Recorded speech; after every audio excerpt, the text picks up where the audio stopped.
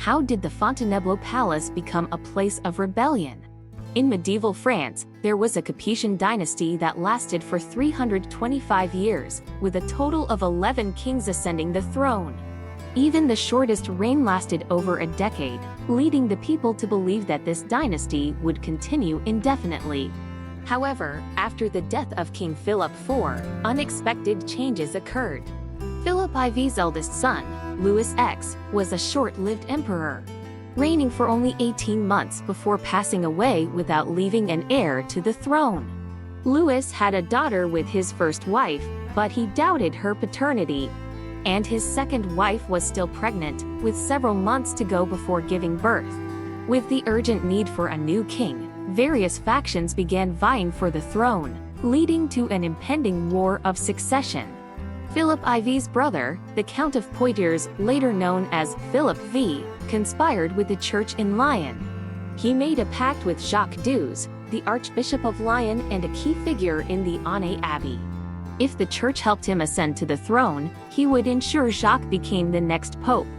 Modern historians describe Philip V as a person possessing considerable intelligence and sensitivity.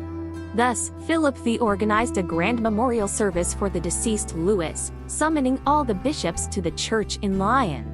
Once assembled, Philip V had already given orders. All exits of the church were blocked, and the bishops were compelled to choose a new pope. Most of the bishops belonged to two powerful factions and refused to yield, resorting to insults and disagreements. In the end, they had to concede to the neutral party's choice, Jacques Douze. Philip V had anticipated this outcome and had already departed for Paris, plotting his next move.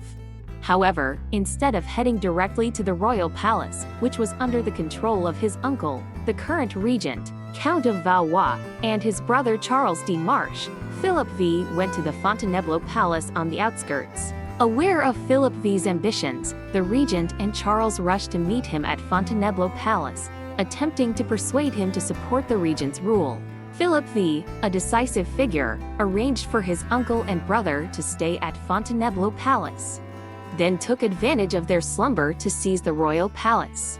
The next day, the regent regretted his actions, but it was too late. He had to begrudgingly relinquish power to Philip V. Thus, Philip V became the new regent. Despite eliminating the most significant threats, he remained vigilant, targeting Philip IV's posthumous son.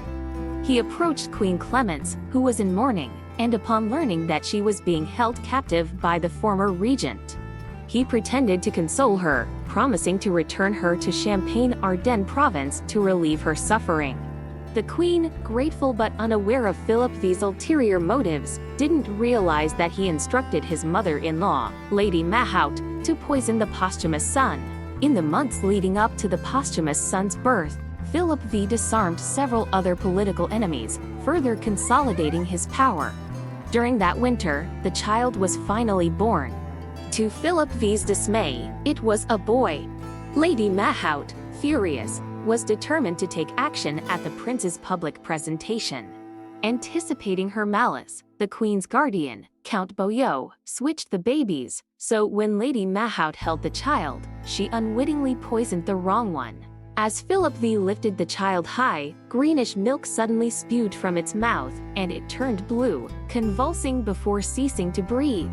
Thus, Philip V eliminated all dissent and ascended to the throne he had meticulously plotted to obtain. Perhaps due to his many misdeeds, Philip V met an unfortunate end. Not only did none of his offspring survive, but he himself succumbed to poisoning from contaminated water. At his burial, only his wife wept for him.